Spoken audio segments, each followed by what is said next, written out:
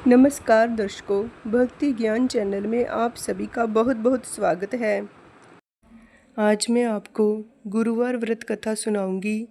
ऐसा कहा जाता है कि इस कथा को सुनने से सभी पाप नष्ट होते हैं और मनुष्य की सभी मनोकामनाएं पूर्ण होती हैं। अब आप इस कथा को ध्यान से सुनिए।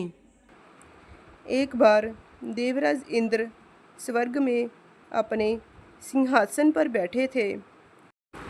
सभी देवता, ऋषि, गंधर्व, किन्नर आदि भी उस सभा में उपस्थित थे। तभी देवगुरु बृहस्पति जी वहां पर आ गए तो उनके सम्मान में सभी खड़े हो गए। किंतु उस दिन देवराज इंद्र अहंकारवश ना तो खड़े हुए और जैसे वो पहले उनका आदर करते थे वैसे उनका आदर भी नहीं किया। देवगुरु बृहस्पति जी ने इसे अपना अनादर समझा और वहाँ से चले गए। तब देवराज इंद्र को अपने किए पर बहुत दुख हुआ। उन्हें लगा उन्होंने देवगुरु का अनादर कर दिया है और देवगुरु उनसे रुष्ट हो गए हैं। उन्हें अपनी भूल का एहसास हो गया था। देवराज ने सोचा कि देवगुरु के आशीर्वाद से ही उन्हें स्वर्ग का वैभव मिला है। वो अपने क्रोध से सब कुछ नष्ट भी कर सकते हैं। इसलिए उनसे क्षमा मांगने का विचार कर देवराज इंद्र उनके पास गए। देवगुरु बृहस्पति जी ने अपने जोगबल से जान लिया कि देवराज इंद्र उनसे क्षमा मांगने के लिए वहां आ रहे हैं, किंतु क्रोधवश उनसे भेंट ना करने की इच्छा से देवगुरु वहां से अंतर्ध्यान हो गए। तब देवराज इंद्र को देवगुरु बृहस्पति जी वहां नहीं मिले तो वे निराश होकर वापस लौट आए। यह समाचार जब दैत्यों के राजा वृषवर्मा ने सुना तो उसने दैत्य गुरु शुक्राचार्य से भेंट की और उनकी आज्ञा से इंद्रलोक पर आक्रमण कर दिया। देवगुरु की कृपा प्राप्त न होने के कारण देवता दैत्यों से हारने लगे।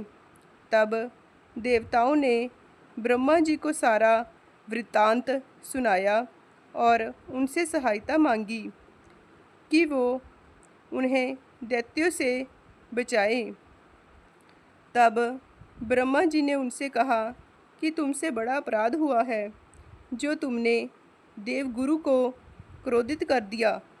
अब अगर तुम अपना कल्याण चाहते हो तो त्वष्टा ब्राह्मण का पुत्र विश्वरूपा जो बड़ा तपस्वी और ज्ञानी है उसे अपना पुरोहित बना लो, तभी तुम्हारा कल्याण हो सकता है। ब्रह्मा जी के वचन सुनते ही देवराज इंद्र त्वष्टा के पास पहुंच गए और बड़े ही विनम्र भाव से त्वष्टा से निवेदन किया कि आप हमारे पुरोहित बनकर हमारा कल्याण करें। देवराज का निवेदन सुनकर त्वष्टा जी ने कहा कि पुरोहित बनने से तपोबल घट जाता है, परंतु आप इतनी विनती कर रहे हो तो मेरा पुत्र विश्वरूपा आपका पुरोहित बनकर आपकी रक्षा करेगा। पिता की आज्ञा से विश्वरूपा ने देवताओं का पुरोहित बनकर अपने पूर्ण प्रयत्न किए। प्रभु कृपा से देवराज इंद्र ने वृषवर्मा को युद्ध में परास्त करके सिंहासन को पुनः प्राप्त कर लिया। त्वष्टा के पुत्र विश्वरूपा के 3 मुख थे। एक मुँह से वह सोमपल्ली लता का रस पीते, दूसरे मुँह से मदिरा और तीसरे मुँह से अन्न आदि का भोजन करते थे। देवराज इंद्र ने कुछ दिनों उपरांत विश्वरूपा जी से कहा कि मैं आपकी सहायता से यज्ञ करना चाहता हूँ। विश्वरूपा ने आज्ञा अनुसार यज्ञ आरंभ कर दिया। तब विश्वरूपा जी से एक दैत्य ने कहा कि तुम्हारी माता दैत्य की कन्या है, इसलिए हमारे कल्याण के निमित्त इस यज्ञ में आप एक आहुति दैत्यों के नाम पर भी दे दिया करेंगे तो आपकी कृपा होगी। विश्वरूपा दैत्य की बात मानकर यज्ञ में आहुति देते समय दैत्यों के नाम धीरे धीरे से लेने लगे। इस कारण यज्ञ करने पर भी देवताओं के तेज में वृद्धि नहीं हुई। देवराज इंद्र को जब सारा वृत्तांत पता चला तो उन्होंने क्रोध में आकर विश्वरूपा जी के तीनों सिर काट डाले। मदिरा पान करने वाले मुंह से, भंवरा सोमपल्ली लता का रस पीने वाले मुख से, कबूतर और अन्न आदि खाने वाले मुंह से तीतर बन गया। ब्रह्महत्या के प्रभाव से इंद्र का स्वरूप ही बदल गया। देवताओं ने पूरे 1 वर्ष तक पश्चाताप किया, पर फिर भी ब्रह्महत्या के प्रभाव से छूट नहीं पाए। तब सभी देवताओं ने ब्रह्मा जी से प्रार्थना की कि वह देवगुरु बृहस्पति जी को साथ लेकर उनकी सहायता करें। तब ब्रह्महत्या के पाप के 4 भाग किए गए। उनमें से 1 भाग पृथ्वी को दिया। इसी कारण धरती कहीं ऊंची, कहीं नीची और कहीं बंजर होती है। ब्रह्मा जी ने पृथ्वी को यह वरदान भी दिया कि धरती में जहाँ गड्ढा होगा वो समय आने पर स्वतः ही भर जाएगा। दूसरा भाग वृक्षों को दिया गया, जिस कारण उनमें से गोंद बहता है और गूगल के अतिरिक्त सब गोंद अशुद्ध माने जाते हैं। ब्रह्मा जी ने वृक्षों को यह वरदान दिया कि ऊपर से सूखने पर भी जड़ फिर से फूट जाया करेगी।